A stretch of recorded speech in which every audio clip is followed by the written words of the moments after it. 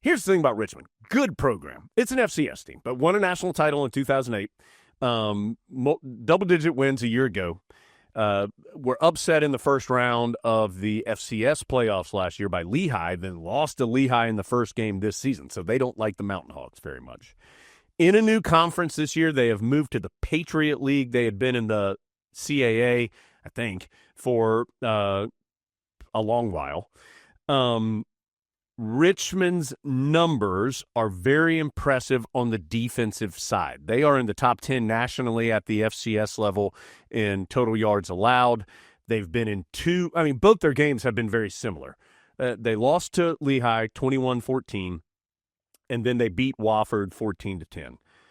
They've both been low-scoring defensive affairs where Richmond has a very good defense for the FCS level.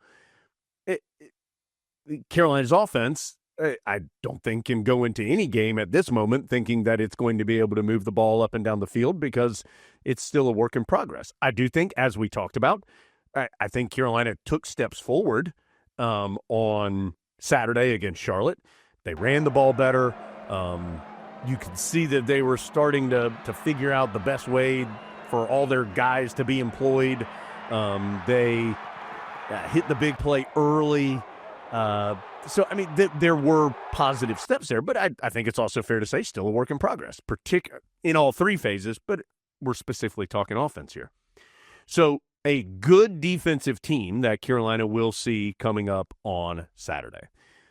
Offensively, Richmond has not been as effective as it has been on defense, but it does have a couple nice pieces. Kyle Wickersham is their quarterback, and Adam, a unique player. I mean, he's 260 pounds at the quarterback position.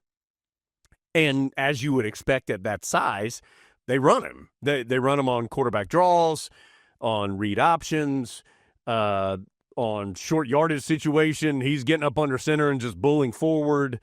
They will run some of that like quarterback power where the running back ends up being the blocker for him. He's a weapon back there with his legs, and he is the leading rusher for Richmond through 2 weeks. He is an adequate passer. I don't think that part of his game does not appear to be as refined as his running ability, but he certainly can throw and has hit some big plays at big times here early in this season. They do have Isaiah Dawson is a wide receiver, and it's clear they want to get him the ball in space. They do a lot of end-arounds or jet sweeps with him. He ran a kickoff back, 99 yards for a touchdown in the first game of the year against Lehigh. He is a really explosive athlete. So in fact, I think Coach Belichick even singled him out on his press conference on Tuesday, just saying that he was a talented player, an explosive player, and somebody Carolina would have to be aware of. And so they have pieces. They've struggled in special teams. They missed a really important missed a field goal early in the Lehigh game that felt like it really sucked all the momentum out of the game for them and gave it to the Mountain Hawks. They've had a couple different guys kicking. So, having said all of that, the Tar Heels are the better team. Carolina is going to be favored in this game.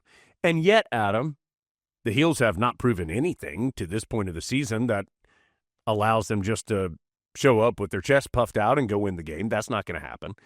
And I do think this is another important game for Carolina to show progress. I think, as we talked about with Joe Yock on Monday's show, I do think progress was shown against Charlotte.